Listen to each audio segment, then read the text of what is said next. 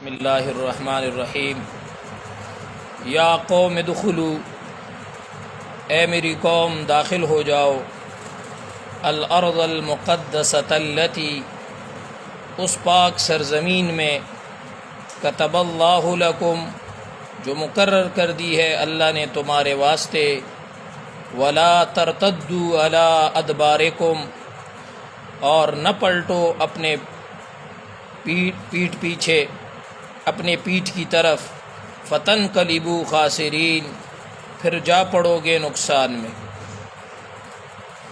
کل ہم نے جو آیت پڑھی تھی اس میں حضرت موسیٰ علیہ السلام نے اپنے قوم کو جہاد کے لیے آمادہ کرنے کے واسطے اللہ تعالیٰ کے احسانات ان کو یاد دلائے۔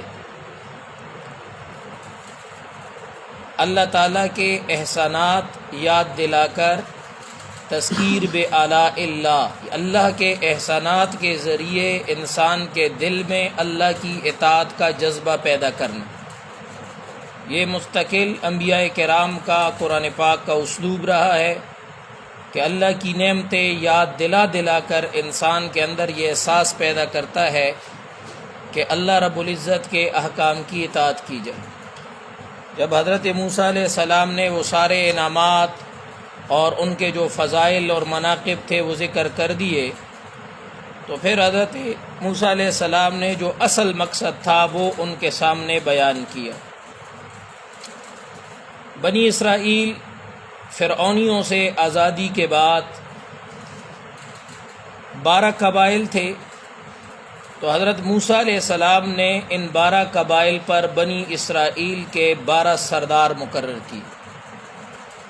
اس آزادی کے بعد اللہ تعالیٰ نے ان کو جو پہلا مشن حوالے کیا وہ سرزمین شام کو آزاد کرنا تھا۔ فلسطین بھی اس وقت شام میں داخل تھا، یہ سارا خطہ شام، اس میں نے کل عرض کیا تھا کہ قوم عمالقہ کی حکمرانی تھی، وہ اس پر مسلط تھے اور بڑی جنگجو اور زوراور قوم تھی۔ حضرت موسیٰ علیہ السلام نے یہ جو 12 سردار 12 قبائل کے مقرر کیے، ان سرداروں کو حضرت موسیٰ علیہ السلام نے پہلے شام بھیجا کہ آپ وہاں جائیں اور وہاں کے جناب جو حالات ہیں وہ پورے ان کی جو ہے وہ حکمت عملی کیا ہے، فوجوں کی ترتیب کیا ہے، ان کی چھونیاں کہاں ہے، فوجوں کی تعداد کتنی ہے، اور حملے کے لیے جناب مناسب راستے کون سے ہیں، پوری تفصیلات وہ جناب مجھ تک لے آئیں۔ اور وہ حضرات گئے 12 کے 12۔ شام بڑا خوبصورت سرسبز و شاداب علاقہ تھا، تو یہ جو غلام قوم ہوتی ہے نا، جن کے ذہنی غلامی کا شکار ہوتی ہے، وہ ظاہری رنگینیوں کی بڑی شوقین ہوتی ہے۔ غلام قوم ظاہری رنگینیوں کی بڑی شوقین ہوتی ہے، سیر سپاٹے، خوبصورت جگہیں، خوبصورت کپڑے، خوبصورت لباس، خوبصورت جوتے، خوبصورت گاڑیاں، خوبصورت موبائل، انہیں چیزوں کے اندر اس کا دل بڑا لگتا ہے۔ یہ غلام قوموں کی خصوصیات ہوتی ہیں۔ مقاصد، اہداف، اس کے لیے محنت، اس کے لیے جدوجہد، اس کے لیے قربانی، اس کے لیے سختیاں جھیلنا، یہ کام ان سے نہیں ہوتا۔ شام بڑا خوبصورت علاقہ تھا، یہ بڑے خوب سیر سپاٹے کر کے وہاں سے آ گئے 12 کے 12 سردار۔ انہوں نے جو چیز بیان کی، ایک تو شام کا حسن اور رنائیاں بیان کی کہ بڑا خوبصورت علاقہ ہے، بڑا پانی ہے، بڑا سرسبز باغات ہیں۔ دوسرا جناب کیا بیان کیا، غلام قوم ہمیشہ دوسرے سے متاثر بہت جلد ہوتی ہے، طاقتور کے طاقت سے متاثر ہوتی ہے، ٹیکنالوجی والوں کے جناب سائنس سے اور ٹیکنالوجی سے متاثر ہو جاتی ہے، اور جناب تھوڑی سی کسی کی مہارت دیکھتی ہے کہ اس کے علم سے مروب ہو جاتی ہے۔ تو اس میں یہ استعداد، یہ اسپرٹ نہیں ہوتی غلام قوم میں کہ اس کے اندر تحدی یا چیلنج قبول کرنے کا مادہ ہو، اور وہ دشمن کی اس چیز کو چیلنج سمجھ کر غیرت کھا کر یہ کہے کہ بھئی جناب یہ کچھ نہیں، ہم اس سے آگے بڑھ سکتے نہیں جناب۔ اس نے خوبیاں بیان کرنی شروع کر دی، عمالقہ کا زور، ان کا تسلط، ان کی جناب جنگجوانہ فطرت اور ان کے جناب فوجوں کی طاقت یہ بیان کرنا شروع کر، جیسے ہمارے ہاں ہوتا ہے۔ اب یہ بنی اسرائیل کا پورا نقشہ سنو اور اپنے دور کو دیکھو۔ ہم لوگ بھی رنگینیوں پر مرتے ہیں اور قوموں سے جو جلد متاثر ہو جاتے ہیں۔ ہمیں بڑے بڑے خوبصورت بنگلے، خوبصورت گاڑیاں، خوبصورت متمدن آرام دہ زندگی یہ بڑی پسند ہے، اور قومیں جو آگے بڑھتی ہیں وہ جناب قربانیاں دیتی ہیں، وہ بھائی روکی سوکی پر گزارا کرتی ہے، وہ جناب گھاس کھا کر جناب دشمن کے مقابلے کی استعداد پیدا کرتی ہے، وہ اس طرح رنگینیوں اور مزوں میں نہیں رہتی۔ اور دوسرا جناب وہ کسی سے اتنی جلدی متاثر نہیں ہوتی۔ یہ غلام قوموں کا وتیرہ ہوتا ہے کہ دشمنوں سے بہت جلد مروب ہو جاتی، تو یہ ان کے فوجی طاقت واقت سے بڑے مروب ہو کر آ گئے، اور انہوں نے یہاں آ کر ان کا جناب من زور بیان کرنا شروع کر دیا۔ حضرت موسیٰ علیہ السلام نے ان سے فرمایا کہ بندگان خدا، اس سرزمین کی جو خوبیاں ہیں وہ تو چلو بیان کرو، تاکہ قوم میں شوق پیدا ہو جائے کہ ہمارے آباء و اجداد کی سرزمین ایسی زبردست ہے، ایسی زرخیز ہے، ایسی زبردست، اور ان کے دل میں بھی جذبہ پیدا ہو جائے کہ ہم دوبارہ اپنا وطن لے لیں۔ لیکن یہ دشمن کی طاقت تو ان کے سامنے بیان نہ کرو، کیونکہ یہ قوم دشمن کی طاقت اور قوت کو سن کر مروب ہو جائے گی۔ تو یہ بات یہ بہت زبردست عسکری اصول ہے کہ دشمن کی جو طاقت ہوتی ہے نا اس کو بڑا چڑھا کے بیان نہیں کرنا چاہیے۔ یہ دشمن کے پروپیگنڈے ہوتے ہیں، بسا اوقات وہ پروپیگنڈا کر کے اپنے آپ کو ناقابل تسخیر بنا کے پیش کر دیں۔ تو موسیٰ علیہ السلام نے یہ جو وہ ناقابل تسخیر کا تصور لے کر آئے تھے عمالقہ کے بارے میں کہ وہ اتنی بڑی قوت ہے کہ وہ ناقابل تسخیر ہے، تو موسیٰ علیہ السلام نے ان کو منع کیا کہ دشمن کی قوت کا ذکر نہ کر۔ ان 12 سرداروں میں سے 2 سرداروں کے سمجھ میں موسیٰ علیہ السلام کی بات آ گئی، اور 10 نے خلاف ورزی کی۔ وہ 10 جو تھے وہ یہی ترانے گاتے رہے کہ بھائی پورا امریکہ دا، یہ تو پورا امریکہ ہے، اس کے ساتھ کون ٹکرائے گا، یہ بہت بڑی طاقت ہے، بہت بڑا جناب ان کی قوت ہے، اس کا مقابلہ ہم نہیں کر سکتے۔ اس کی وجہ سے ساری قوم جناب من اس میں بزدلی پیدا ہو، اور سب نے یہ چاہا کہ بھئی مصر واپس چلے جاؤ، فرعون ویسے بھی غرق ہو گیا، اس کے محلات خالی ہیں، اور جناب ان کے سارا جناب ان کا علاقہ ہمارے قبضے میں آ جائے گا، وہاں ان کے محلات میں عیاشی مزے کریں گے، یہ کیا ہے کہ اب شام کو فتح کرو۔ تو جناب اللہ تعالیٰ نے اس تقصیر اور اس کوتاہی پر جناب اللہ تعالیٰ نے ان کو وادی تی میں گم کر دی۔ وادی تی کوئی بہت بڑا صحرا نہیں ہے، بہت بڑا میدان نہیں ہے، لیکن ان پر اللہ نے ایسا عذاب طاری کیا کہ صبح کو چلتے تو شام کو اسی جگہ واپس آ جاتے، راستہ ہی سجائی نہیں دیتا تھا، اور 40 سال تک اس ویرانوں اور جنگلوں میں بھٹکتے اور پھرتے رہے، یہاں تک کہ 40 سال میں ان کے وہ بوڑھے اور پہلی نسل ختم ہو گئی، اور جو بچے تھے، جوان تھے، جو نئی نسل پیدا ہو گئی تھی وہ نسل سامنے آئی۔ تو پھر اس نسل نے حضرت یوشع علیہ السلام کے ساتھ مل کر، جو حضرت موسیٰ علیہ السلام کے خلیفہ تھے، ان کے ساتھ مل کر پھر اس علاقے کو فتح کیا۔ تو حضرت موسیٰ علیہ السلام نے ان سے فرمایا، یا قوم، اے میری قوم، ادخلوا، داخل ہو جاؤ، الارض المقدسۃ، مقدس سرزمین۔ اس سرزمین کو اللہ تعالیٰ نے کیوں متبرک اور کیوں مقدس کہا؟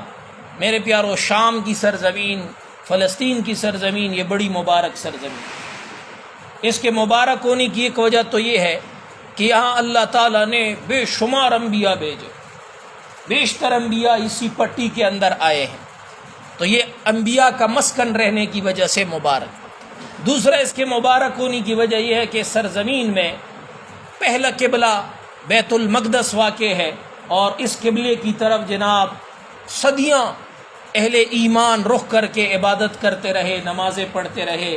یہیں سے حضور صلی اللہ علیہ وسلم معراج پہ تشریف لے گئے، یہیں آپ صلی اللہ علیہ وسلم نے انبیاء کی امامت کروائی، تو یہ اس وجہ سے جناب یہ مبارک سرزمین۔ تیسرا اس کے مبارک ہونے کی وجہ یہ ہے کہ اللہ نے اس زمین کے لوگوں میں بڑی مانوی برکتیں رکھی۔ اس زمین کے جو لوگ ہیں وہ بڑی خصوصیت والے لوگ ہیں، بہت اللہ تعالیٰ نے ان کو مانوی استعدادیں دی۔ چوتھی اس کے مبارک ہونے کی وجہ یہ ہے کہ اس زمین کے اندر بڑی برکتیں ہیں، بڑی زرخیز زمین ہے، یہاں دنیا کے عجیب و غریب بہترین پھل پیدا ہوتے ہیں، بہترین فصلیں پیدا ہوتی ہیں، سرسبز و شاداب ہے۔ تو اللہ تعالیٰ نے اس سرزمین کو بڑا مقدس اور بڑا بابرکت بنایا ہے، ظاہری مانوی دونوں اعتبار سے۔ تو فرمایا کہ بھائی جناب اس ارض مقدس میں داخل ہو جاؤ جہاں قوم عمالقہ کی حکومت ہے، اور کتب اللہ لکم، اللہ نے یہ زمین تمہارے لیے مقرر کر دی، تمہارا حصہ اس میں لکھ دیا۔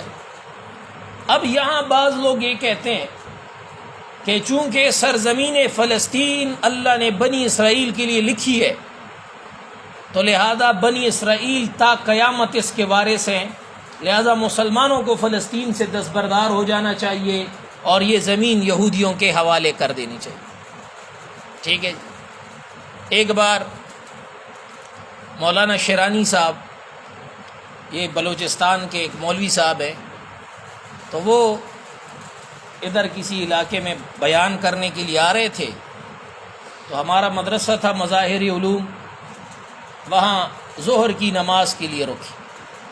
ابھی نماز میں وقت تھا، میں باہر گھوم رہا تھا، میں نے دیکھا کہ مہمان ہیں، یہ تھے حافظ عبداللہ صاحب تھے، تو میں نے ان کو دفتر لے آیا، میں نے کہا یہاں نماز پڑھے، پھر میرے ساتھ گپ شپ شروع کر لی۔ تو ہمارا رسالہ اس وقت چپتا تھا المظاہر، اس کو دیکھا تو بڑے متاثر ہو گئے اس سے، اور میرے ساتھ سوال جواب کرنا شروع کر دیا۔ میں نے کہا آپ نے کھانا نہیں کھایا، میں آپ کے کھانے کا بندوبست کرتا ہوں۔ میں نے ان کے کھانے کا بھی بندوبست کیا، بیٹھے رہے۔ اس میں جو میری بات ہوئی شیرانی صاحب سے، تو انہوں نے فلسطین کے حوالے سے بات کی کہ اس حوالے سے آپ کا کیا موقف ہے۔ میں نے کہا کہ مسجد اقصی کے متولی مسلمان ہے اور تا قیامت مسلمانوں کا حق ہے۔ مسجد اقصی کے متولی مسلمان ہیں، فلسطین کے وارث مسلمان ہیں اور تا قیامت یہ رہیں۔ انہوں نے کہا کہ قرآن یہ کہتا ہے کہ اس کے وارث یہودی ہے۔ ٹھیک ہے جی، رانی صاحب نے کیا کہا کہ قرآن یہ کہتا ہے کہ اس کے وارث کیا ہیں؟ یہودی ہیں، لہذا مسلمانوں کو یہ یہودیوں کے حوالے کر کے، اسرائیل کے حوالے کر کے اس سے دستبردار ہونا چاہیے۔ بھئی بات آ رہی ہے سر؟ ابے بھائی قرآن نے مسجد اقصی کو مسجد کہا ہے، سبحان الذی اسری بعبدہ لیلا من المسجد الحرام الی المسجد الاقصی۔ مسجد مسلمانوں کی ہوتی ہے کہ یہودیوں کی ہوتی ہے؟ مسجد مسلمان کی ہوتی ہے۔ یہودی کا تو کیا ہوتا ہے، بیا اور کنیسہ اور اس کی عبادت گاہ کو مسجد نہیں کہا جاتا۔ تو جس عبادت گاہ کو خدا نے مسجد کہا ہے، مسجد مسلمان کی ہوتی ہے، یہودی کی نہیں۔ پھر حضرت عمر رضی اللہ تعالیٰ عنہ نے جس وقت یہ چابیاں لی بیت المقدس کی، کس سے لی تھی؟ عیسائیوں سے۔ تو عیسائیوں کے ساتھ حضرت عمر کا ایک معاہدہ ہوا ہے، وہ معاہدہ آج بھی تاریخ میں لکھا ہوا ہے۔ اس معاہدے پر عیسائیوں نے شرط لگائی تھی کہ ہم مسلمانوں کو بیت المقدس تب حوالے کریں گے جب وہ اس ایلا کے اندر، اس وقت زمانے میں اس کا نام ایلا تھا، جس جگہ بیت المقدس واقع، کہ ایلا کے اندر مسلمان یہودیوں کو بسنے نہیں دیں گے۔ اس پر مسلمانوں نے دستخط کیے، اور حضرت عمر رضی اللہ تعالیٰ عنہ، حضرت معاذ بن جبل، حضرت ابو عبیدہ بن جراح رضی اللہ عنہ، ان سب صحابہ، خالد بن ولید رضی اللہ، ان کے دستخط تھے اس پر۔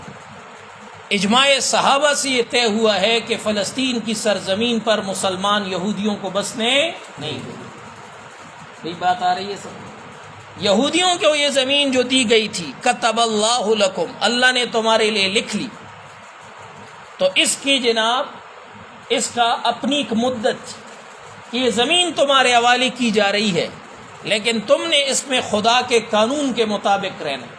اگر تم گڑبڑ کرو گے تو یہ تم سے کیا کی جائے گی؟ لے لی جائے گی۔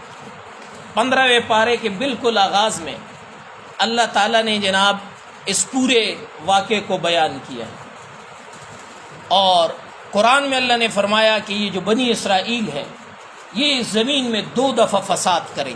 کتنی دفعہ؟ وہ کون سی آیت ہے؟ علوون کا والا وہ ہے، حافظ کوئی ہے؟ جی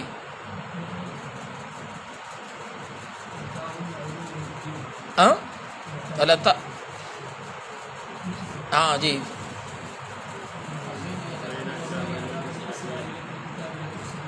لَتُفْسِدُنَّ فِي الْأَرْضِ مَرَّتَيْنِ، کہ تم اس زمین میں فساد کرو گے کتنی دفعہ؟ 2 مرتبہ. اور پھر اللہ نے کیا فرمایا؟ جی، پہلی دفعہ جب انہوں نے فساد کیا تو ہم نے اپنے بندے ان پر مسلط کیے جو ان کے گھروں میں گھسے اور ان کو جناب تہس نہس کر کے رکھ دیا. یہ پہلی دفعہ فساد انہوں نے کب کیا؟ یہ دور تورات کا فساد. یہ کس کا فساد تھا؟ دور تورات. اس وقت تورات کا زمانہ تھا. اس فساد پر اللہ تعالیٰ نے ان پر جناب بخت نصر کو مسلط کیا، اور بخت نصر نے ان کو تہس نہس کر کے ان کو گرفتار کر کے بابل لے گیا. پھر ان کو ایرانیوں کے مدد سے یہ چھوٹ کر آئے اور دوبارہ انہوں نے جناب یہاں پر اپنا قبضہ جمایا. دور انجیل آیا تو 70 عیسوی میں اللہ تعالیٰ نے ان پر ٹیٹوس رومی کو، روم کے بادشاہ کو مسلط کیا. تو یہ دور انجیل میں اللہ تعالیٰ نے یہ زمین ان سے مکمل چھین لی. کیوں؟ اس لیے کہ ان کو کتب اللہ لکم، اللہ نے جو مقرر کی تھی اس کا اللہ تعالیٰ نے ان کو جو الٹیمیٹم دیا تھا وہ کیا دیا تھا؟ 2 معافی. سمجھ میں آ گئی ہے کہ 2 دفعہ فساد کرو گے اور پھر اللہ رب العزت فرماتے ہیں آگے جا کے وَإِنْ عُدْتُمْ عُدْنَا، اگر تم دوبارہ اس سرزمین کی طرف لوٹ کے آئے تو اللہ بھی اپنے لشکروں کے ساتھ لوٹ کے آئے گا اور تمہیں یہاں سے اکھاڑ دے گا. سمجھ میں آ گئی بات؟ تو یہ سرزمین اب نہیں ہے یہودیوں کی یا بنی اسرائیل کی. لہذا بنی اسرائیل میں سے عیسائیوں نے جب دوبارہ اس سرزمین کو لیا 90 سال، تو اللہ تعالیٰ نے صلاح الدین ایوبی کو کھڑا کیا اور صلاح الدین ایوبی نے بنی اسرائیلیوں سے بنی اسرائیلیوں کو اکھاڑ کے وہاں سے نکالا اور دوبارہ اس سرزمین پہ قبضہ کر لیا. اور اب جب یہودیوں نے اس سرزمین کو لیا ہے، 100 سال ہو گئے یہودیوں، لیکن آج تک یہودی چین سے وہاں نہیں بیٹھے، مسلسل ان کے خلاف مزاحمت اور جہاد جاری. اور یہ جہاد کب تک جاتا ہے؟ امام مہدی تک جاتا ہے، قیامت کے جناب قرب تک جاتا ہے. یہ جاری رہے گا یہاں تک کہ یہودیوں کو یہاں سے پھر نکالا جائے. حتیٰ کہ روایات میں آئے گا کہ یہاں کے پتھروں کے پیچھے یہودی چھپیں گے تو پتھر بھی بولے گا کہ میرے پیچھے یہودی ہے، آؤ اس کو مارو. تو یہاں کے پتھر بھی ان کو پناہ. تو لہذا اس آیت سے غلط استدلال کرتے ہیں لوگ جو کہتے ہیں کہ کتب اللہ لکم کا معنی یہ ہے کہ اللہ نے یہ قیامت تک کے لیے یہ زمین ان کو کیا کر دی؟ لکھ دی. اگر یہ زمین اللہ نے قیامت تک کے لیے لکھ دی ہے تو اللہ نے پھر جناب وہ سورہ جو ہے وہ 15ویں پارے کے اس میں سورہ بنی اسرائیل ہے نا، ہاں اس میں جناب اللہ تعالیٰ سورہ اسراء میں یہ کیوں فرمایا کہ جناب ان کو 2 مہلتیں تھیں اور اللہ تعالیٰ نے اپنے بندے داخل کر کے ان کو وہاں سے کیا کر دیا؟ اس کو نابود کر دیا. اگر یہ ان کی تھی تو ان کے پاس رہتی. اللہ نے ان کو نکالا پھر کیوں؟ اللہ نے بندے کیوں مسلط کیے؟ اللہ نے یہ کیوں فرمایا وَإِنْ عُدْتُمْ عُدْنَا؟ تو قرآن پاک میں ایک مسئلے کی جتنی آیات ہوتی ہیں ان سب کو سامنے رکھ کر نتیجے تک پہنچنا ہوتا ہے. اگر ایک آیت کو لوگے اور اس مسئلے کے باقی آیات کو چھوڑ دو گے کبھی بھی درست نتیجے تک نہیں پہنچ سکتے. سمجھ میں آ گئی بات؟ ہاں. وَلَا تَقْرَبُوا الصَّلَاةَ کو پڑھو گے اور أَنْتُمْ سُكَارَىٰ کو چھوڑ دو گے تو مطلب کیا ہوگا کہ نماز کے قریب ہی نہ جاؤ.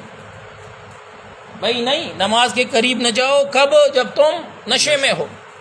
بھائی بات آ رہی ہے سمجھ میں؟ تو پورے ایک مسئلے میں جتنی آیات ہیں ان سب کو سامنے رکھا جاتا ہے تب جناب درست نتیجے تک رسائی ہوتی ہے. وَلَا تَرْتَدُّوا عَلَىٰ أَدْبَارِكُمْ، اور اللہ تعالیٰ نے فرمایا ان سے کہ بھئی اور پیچھے کو واپس مت چلو، ہمیں پیٹ پیر کر میدان جنگ سے نہیں بھاگنا. فَتَنْقَلِبُوا خَاسِرِينَ، ورنہ پھر جناب من خسارے میں پڑ جاؤ گے. دنیا کا خسارہ تو یہ ہے کہ شام کے اس سرزمین سے تم محروم ہو جاؤ گے، اور آخرت کا خسارہ یہ ہے کہ فریضہ جہاد کو چھوڑنے کی وجہ سے گنہگار ہو جاؤ. انشاءاللہ مزید اس پر گفتگو کل کریں. سبحانک اللہم و بحمدک اشہد ان لا الہ الا انت استغفرک و اتوب الیک. صلی اللہ تعالی علی خیر خلقہ محمد و آلہ و صحبہ اجمعین برحمتک.